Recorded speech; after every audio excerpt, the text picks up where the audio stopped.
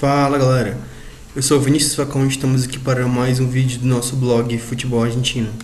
Bem, como todos sabem, amanhã vai ter uma rodada das eliminatórias sul-americanas e hoje eu vim aqui para falar sobre isso, sobre esse fato que vai ocorrer amanhã, ou seja, o jogo da Argentina contra a Venezuela. Primeiramente, como eu já estava comentando no sábado, né, que eu falei sobre a seleção argentina de novo, falei na sexta e no sábado, esse jogo a Argentina não vai poder contar com o Messi, que teve uma lesão leve, não foi nada muito grave. Não vai poder contar com o Messi, nem vai poder contar com o Dybala, que também é uma jovem revelação e que tem tudo para despontar. Tem tudo para despontar pela seleção argentina. O cara tá jogando muito na Juventus e provavelmente tem tudo para jogar muito bem na seleção também. E ele dava uma opção interessante para o Messi, para que o Messi pudesse transitar entre o lado direito do campo, aberto pela direita, e o centro. Não do jeito como eu já vinha falando, não é o modo como eu acho que o Messi deve ser aproveitado, porque eu penso que o Messi ele tem muito potencial de ferir de morte o rival, né? Fazer gol ou criar chances de gol, participar de chances claras de gol.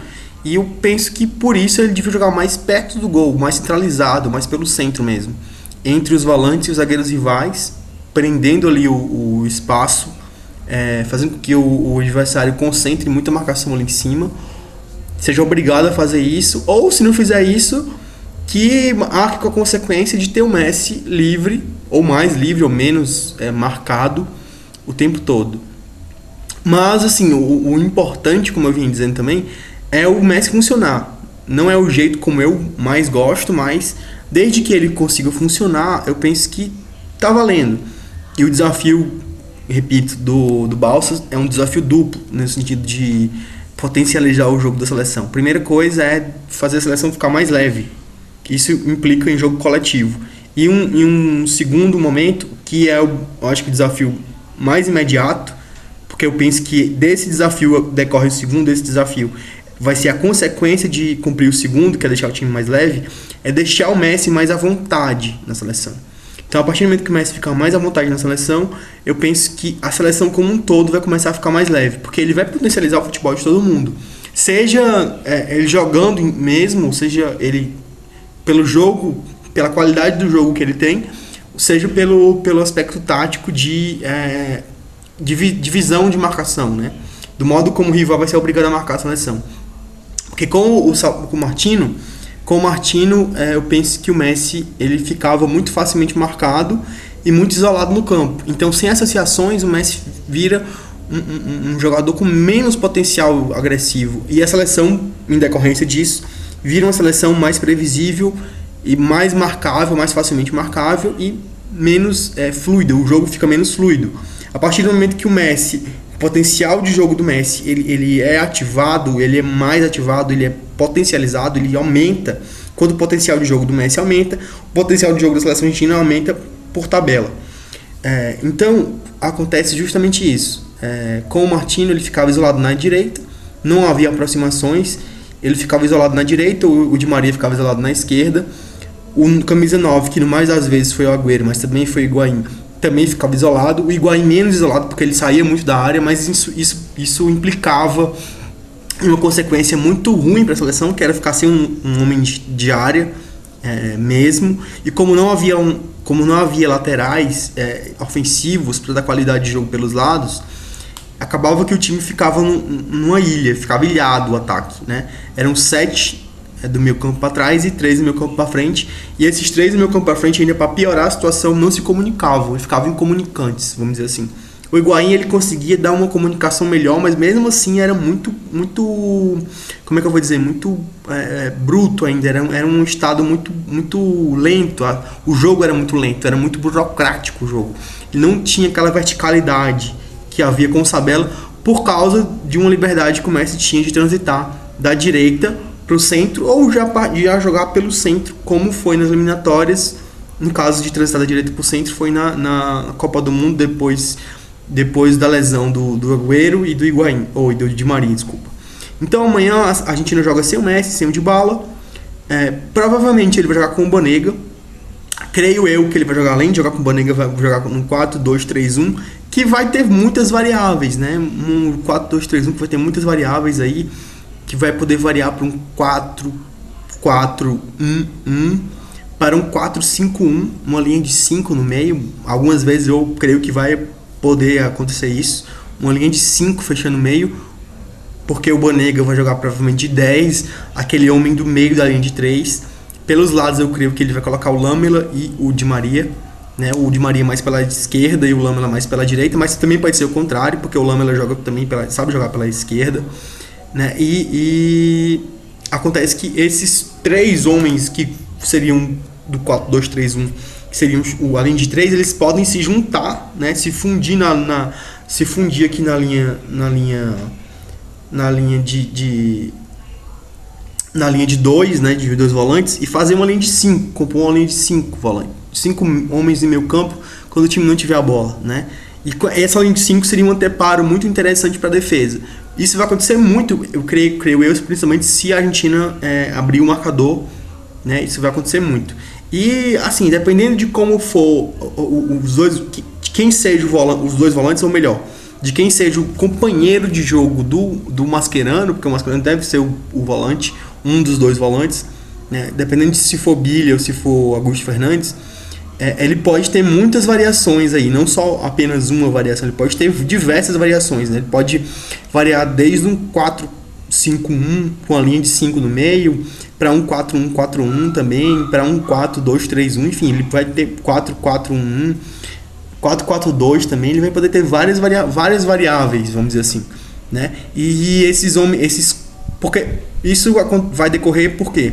Porque o Banega tanto sabe jogar um pouco mais destacado dos volantes, armando mais o jogo, quanto o Banega também sabe ser um volante, né? O Augusto Fernandes, se for ele o escolhido, ele sabe jogar tanto de volante mais pelo centro, como ele também sabe jogar mais aberto pelo lado. Então, assim, o Gaetan, se for o Gaetan, porque o Lamela e o Gaetan, acho que eles estão disputando uma vaga, mas o próprio Lamela também, ele sabe jogar pelos 2 lados do campo, o Di Maria sabe jogar pelos 2 lados do campo. Então, assim, são opções interessantes, taticamente falando, para um jogo que não me parece tão difícil na teoria, mas que pode ser difícil na prática.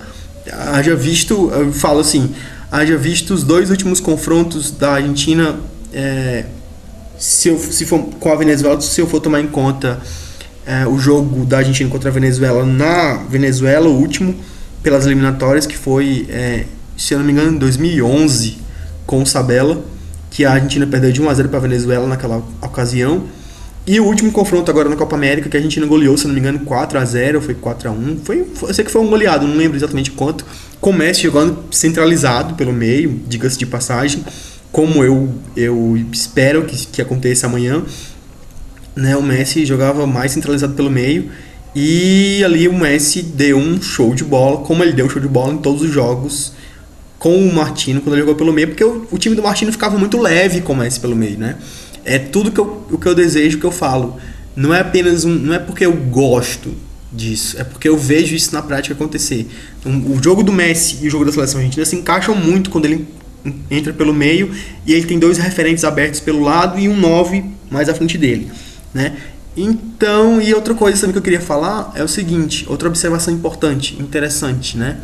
Os 2 últimos jogos que eu lembro assim da Argentina sem o Messi, a seleção principal, né, foi aquele jogo contra o Chile na Copa América agora, onde a Argentina jogou com o Gaetan e com o Di Maria pelos lados, o Higuaín na frente, e o tripé do meio era Banega, Biglia, se eu não me engano, Banega, Biglia e o Mascherano, não era isso? Acho que, se eu não me engano, era isso. Então, o que acontece? O Di Maria e o Gaetan, se não me engano, o Banega, eu acho, fizeram 2 gols.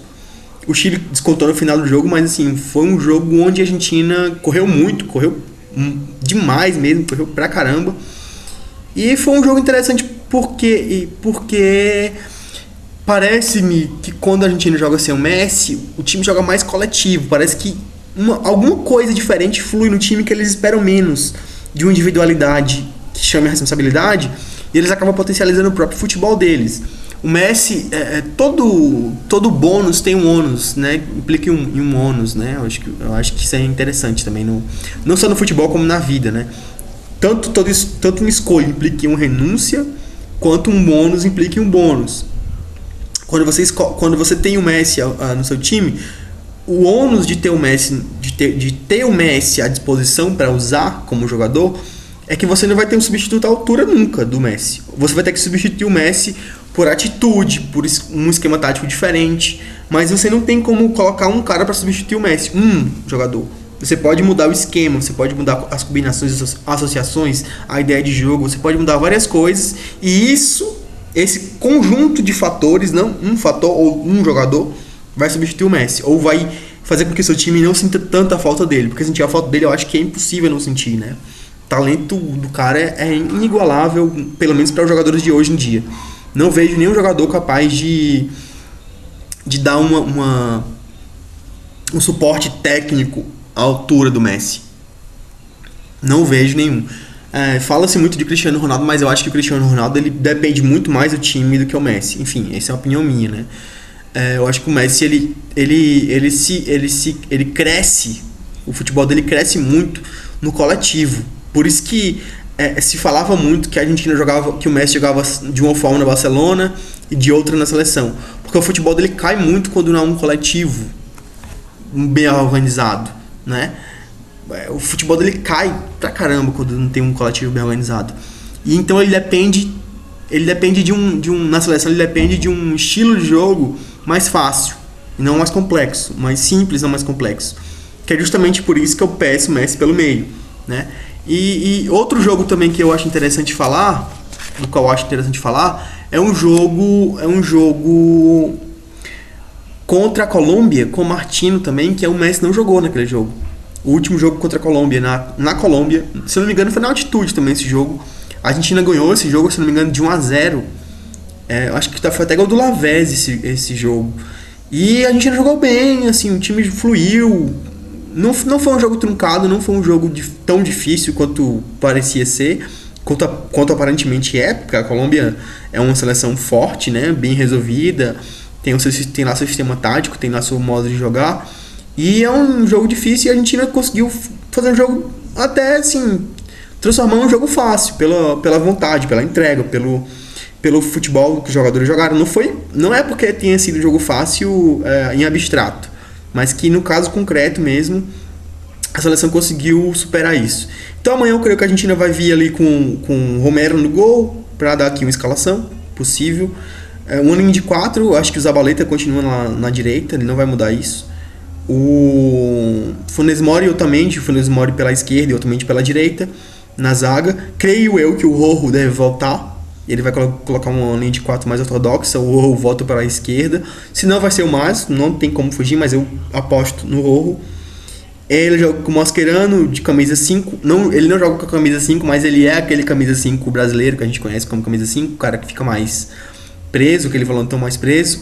Aí, uma dúvida no lado do Mascherano, Augusto Fernandes ou Bilha, mas eu apostaria no Augusto Fernandes, mas eu não sei, eu acho que ele ainda vai de Bilha também. No centro, para armar o Banega, né? Pelo lado direito, Lamela Gaetan, pelo lado esquerdo de Maria e na frente o Prato. Outra possibilidade também que pode acontecer é ele ter uma trinca de volantes com um triângulo de base alto, só que 2 volantes mais 5, aquele trinco na frente da zaga, e o Banega um pouco mais no meio campo, fazendo 3 atacantes mais destacados desse meio campo.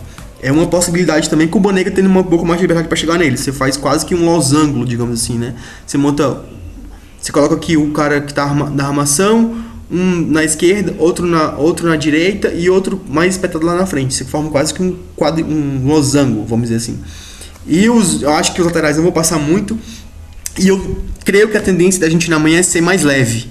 O Balsa vai apostar como ele não vai ter o Messi, ele vai apostar no jogo mais leve, mais vertical, mais simples, né? Então, esperar para ver. Creio que amanhã eu volto comentando o jogo, né? Porque o jogo não vai ser tão tarde. Eu creio que amanhã o vídeo do meu canal entra aqui uns 9 e pouco para comentar o jogo já. Vou ver o jogo e comentar depois em seguida. Vou fazer anotações. Então é isso, galera, por hoje. É isso.